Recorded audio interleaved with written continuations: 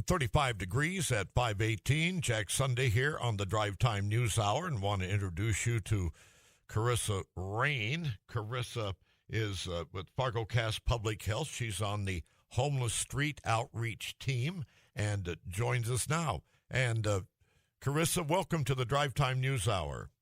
Thank you, Jack. So what are the duties of the Homeless Street Outreach Team? Well, one of the duties that we focus on is connecting with folks by meeting where they are. So that can be whatever they are needing in that moment. We are providing them with any resource they would like. And what sort of resources might they ask for? So one of them may be, where can they go during the day, or some lunch services, or some of the things that we normally get, like, hey, I'm kind of running low on food. What is a place that I can go to? And so providing them with that information, like the Salvation Army for breakfast or lunch, or even coming to the Downtown Engagement Center to connect with, Southeast Human Service Center, their local case manager, like Better Together, or even meeting with Homeless Health up here, because they are also housed in our Downtown Engagement Center, which provide medical care. How many in the Homeless Street Outreach Team are there? Well, my team, so I am the supervisor of the Mobile Outreach Program. I have 6 staff that are underneath me. Very good. Now, the article I read in the paper says that you're now reaching out to people, or maybe you did it in the summer, for all I know, to people who live in the woods along the Red River. And it's frightfully cold. How are they doing it? We are going down there and we're connecting in pairs.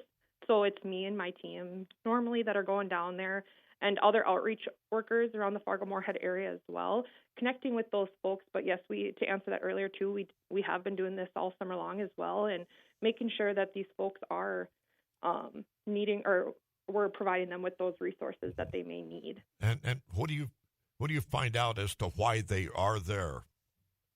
Oh, well, every story is different, but one of the main things is that the shelters are very full right now, and so that's one of the challenging. Mm-hmm. And do you feel safe when you venture forth into the woods?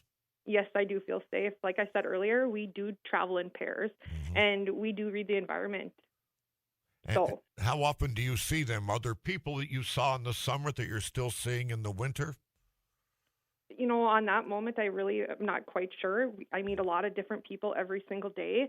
So it's connecting with those folks, and still making sure that we have all of those resources that they need. And so every single day, it's a totally different number. Yeah. Well, my mom and dad used to tell me about during the Depression that there were hobos that were around, and people would help them out too. They'd often ask, but they said that a lot of those guys did that for, that ride the rails and all of that, because that's what they wanted to do. Have you run into anybody in your situation here in this town that's what they want to do? Honestly, I don't believe so, but that's just my personal beliefs. I think that, that opens up a whole different realm too. Like shelters are, like I said earlier, shelters are very full, and that can be very challenging for some. Yeah, God. To walk into that environment, and just seeing already that there's a lot of folks in there. And one of the people I admire most is the fellow I met when I worked in Salt Lake City, Utah. And during the nice time of year, he would shop for sleeping bags. He'd look for them on sale, and he'd have a basement full of sleeping bags. Then he'd go out patrolling the areas where people in that situation were, and he'd give them away. And so is there any way we can help? Yes. So providing warm winter gear for folks, like unused, like jackets that may not fit anymore, or especially the hand warmers, the boot warmers, gloves, hats, and socks, wool socks. Where can we take these items?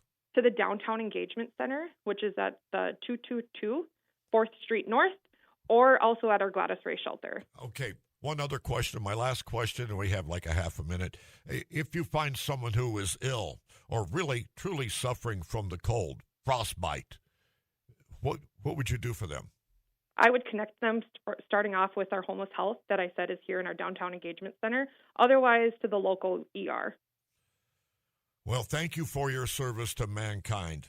We appreciate you. Carrisa Raenne with the Fargo Cast Public Health Mobile Outreach. We appreciate your time and your work. Thank you so much. KFGO time is 5:23.